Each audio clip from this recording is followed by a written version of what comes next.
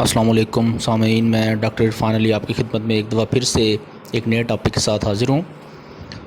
سامعین، آج جس ٹاپک پہ ہم بات کرنے جا رہے ہیں وہ بھی ایک کویشچن ہے جو کہ ہمارے سبسکرائبر کی طرف سے آیا ہے کہ ٹومیٹو کے اوپر ایک اسپیسیفک سمٹمز آ رہی ہیں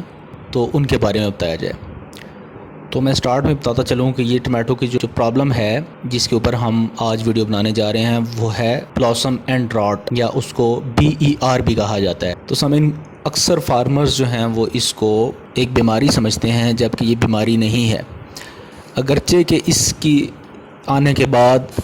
جو اس سے زخم بنتے ہیں یا جو اس سے سنکن قسم کے پٹس بنتے ہیں اس میں سیکنڈری انفیکشن یا فنگس اس میں آ سکتی ہے،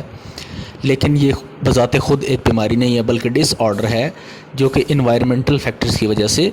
ہوتا ہے۔ ہم دیکھتے ہیں کہ یہ کیا ہوتا ہے، کیوں ہوتا ہے اور اس کو کیسے ٹریٹ کیا جاتا ہے۔ سامعین، ٹومیٹو کے اگر آپ فروٹ کو دیکھیں تو اس میں دو سائیڈیں ہوتی ہیں، ایک اس کی باٹم سائیڈ ہوتی ہے جس کو ہم بلاسم سائیڈ کہتے ہیں یعنی پھولوں والی سائیڈ، اور ایک اس کی وہ سائیڈ ہوتی ہے جو کہ ڈنڈی کے ساتھ اٹیچ ہوتی ہے، اس کو ہم سٹیم سائیڈ کہتے ہیں یا سٹیم اینڈ کہتے ہیں۔ تو یہ جو بیماری ہے یہ اپنا سمٹم جو ہے یہ بلاسم سائیڈ یعنی باٹم والی یا نچلی سائیڈ پہ جو ہے وہ شو ہوتی ہے۔ اس ڈس آرڈر کی صورت میں سلیٹی یا کالے قسم کے جو ہے وہ گڑے بن جاتے ہیں بلاسم سائیڈ کے یا باٹم سائیڈ کے اوپر، جو کہ سٹیم سائیڈ سے اپوزٹ سائیڈ ہوتی ہے۔ یہ ڈس آرڈر جو ہے یہ ٹومیٹو کے اوپر گرین کنڈیشن میں بھی اور پکی ہوئی کنڈیشن دونوں حالتوں میں جو ہے وہ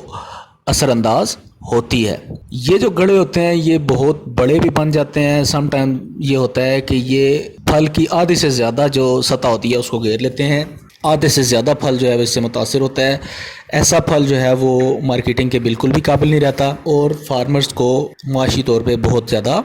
نقصان ہوتا ہے۔ سامعین، اس بیماری کی جو کاز ہے یا وجہ ہے وہ سوائل کے اندر یا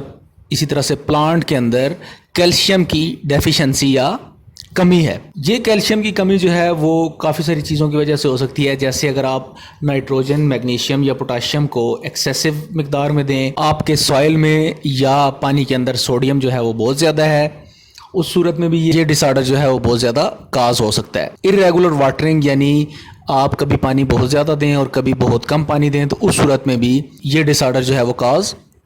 ہو سکتا ہے۔ اب ہم دیکھتے ہیں کہ اس کے سلوشن کیا ہیں۔ تو اگر آپ زمین کی pH جو ہے وہ پودا لگانے سے پہلے مینٹین کر لیں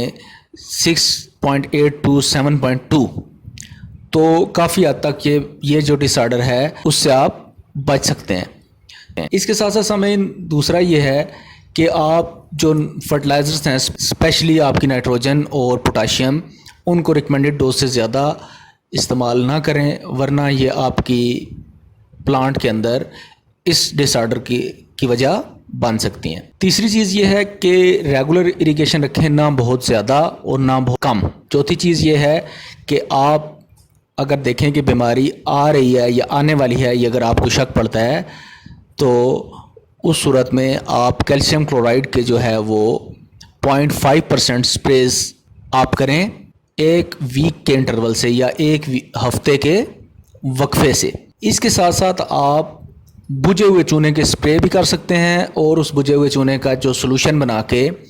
آپ اس کی پودے کی جڑوں میں بھی ڈال سکتے ہیں، جس سے یہ بیماری کافی حد تک جو ہے وہ کنٹرول ہو جائے گی۔ ایک چیز یہ یاد رکھنا ہے کہ جب یہ ڈس آرڈر آ جاتا ہے تو اس صورت میں جن پھلوں کے اوپر آئے گا اس کو ریورس کرنا پاسبل نہیں ہے، بلکہ نئے پھلوں کو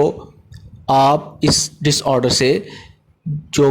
ہم نے ہدایات بتائی ہیں ان پر عمل کر کے اس ڈس آرڈر سے آپ نئے پھلوں کو بچا سکتے ہیں۔